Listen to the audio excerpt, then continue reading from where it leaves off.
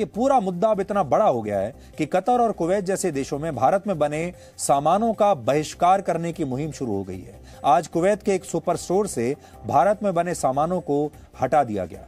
इस super store के मालिक का कहना है कि वो अपने यहां ऐसे देश के सामान की बिक्री नहीं कर सकता जो पैगंबर मोहम्मद साहब का अपमान करता है। इसके अलावा कतर और पाकिस्तान में भी भारत के खिलाफ इसी तरह की मुहिम चलाई जा रही है और लोगों से कहा जा रहा है कि वो भारत में बने सामान का बहिष्कार करके अपनी ताकत दिखाएं और दुनिया को बताएं कि वो सच्चे मुसलमान हैं। और यहाँ के मुसलमान अब भारतीय मूल के लोगों को नौकरी देने के लिए भी तैयार नहीं है, उनके खिलाफ भी अभियान चला रहे हैं।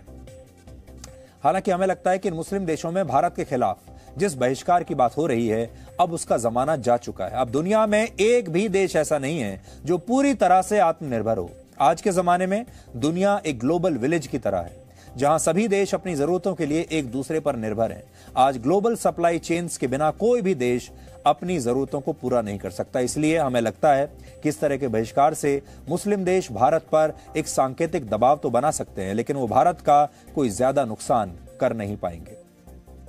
आज इस्लामिक दुनिया के बड़े बड़े चैंपियंस जिस तरह से भारत को निशाना बना रहे हैं, वैसा पहले डेनमार्क और फ्रांस के साथ भी हो चुका है। आप कह सकते हैं कि इस खेल का रिहर्सल पहले 2 बार इसकी रिहर्सल हो चुकी है। पहली बार वर्ष 2005 में मुस्लिम देशों ने इसी तरह डेनमार्क की घेराबंदी की थी, जब डेनमार्क के एक छोटे से अखबार में पैगंबर मोहम्मद साहब के कुछ विवादित कार्टून प्रकाशित हुए थे। तब भी मुस्लिम देशों ने डेनमार्क के राजदूतों को अपने देशों में तलब किया, जैसे आजकल भारत के राजदूतों को कर रहे हैं।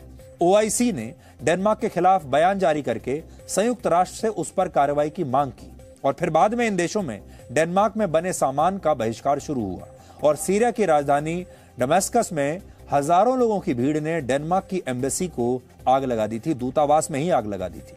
और बड़ी बात यह है कि उस समय मुस्लिम देशों की इस एकजुटता के सामने 2.5 करोड़ की आबादी वाले डेनमार्क को झुकना पड़ा और इस अखबार को बिना शर्त तब माफी मांगनी पड़ी थी। दूसरी बार इसी तरह की मुहिम फ्रांस के खिलाफ वर्ष 2020 में चली और तब भी इन मुस्लिम देशों ने फ्रांस के तमाम राजदूतों को अपने यहां तलब किया और फ्रांस में बने सामान का बड़े पैमाने पर बहिष्कार किया। लेकिन फ्रांस और डेनमार्क में बड़ा अंतर यह रहा कि उस समय फ्रांस ने इन मुस्लिम देशों के सामने झुकने से इनकार कर दिया और वो इस्लामिक कट्टरवाद को रोकने के लिए अपने देश में कड़े कानून लेकर आया, रुका नहीं। लेकिन सोचिए, क्या भारत ऐसा कर सकता है? आपको याद होगा फ्रांस में ही पेरिस में एक मैगजीन थी जिसने ऐसे ही पैगंबर मोहम्मद साहब का एक विवादित कार्टून छाप दिया था। आतंकवादी उस मैगजीन के दफ्तर में गए और वहां पर मौजूद पत्रकारों को उन्होंने वहीं पर उनकी हत्या कर दी थी। ये चार्ली एब्दो के नाम से आपको याद होगा, ये जो पूरा घटनाक्रम था बहुत विवादों में रहा था। अब जब यह पूरा विवाद एक धर्म युद्ध में बदल चुका है तो पाकिस्तान जैसे देश भी अब इसमें अपना एक फायदा देख रहे हैं। इस समय सोशल मीडिया पर भारत के खिलाफ जो अभियान चल रहा है उसमें Pakistan, Oman, Syria, Jordan, Saudi Arab, Bangladesh और कतर जैसे देशों से फेक ट्विटर हैंडल्स का जमकर इस्तेमाल हो रहा है।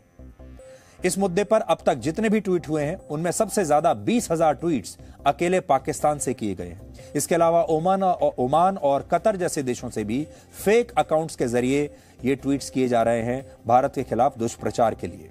सोशल मीडिया पर भारत के खिलाफ नैरेटिव बनाने के लिए कुल मिलाकर 715 फेक बॉट अकाउंट्स बने हैं और उनका इस्तेमाल हो रहा है।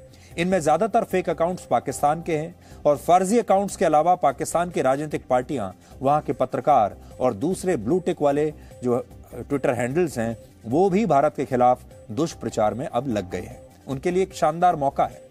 अक्सर जब हमारे देश में ही हमारे देश के खिलाफ कोई मुद्दा ट्रेंड करता है तो हम इसे अपने देश के लोगों की राय मान लेते हैं, जबकि सच ये है कि डिजिटल युग के इस दौर में ये फेक नैरेटिव, फेक अकाउंट्स के जरिए दुनिया के किसी भी देश से ये दुष्प्रचार फैलाया जाता है।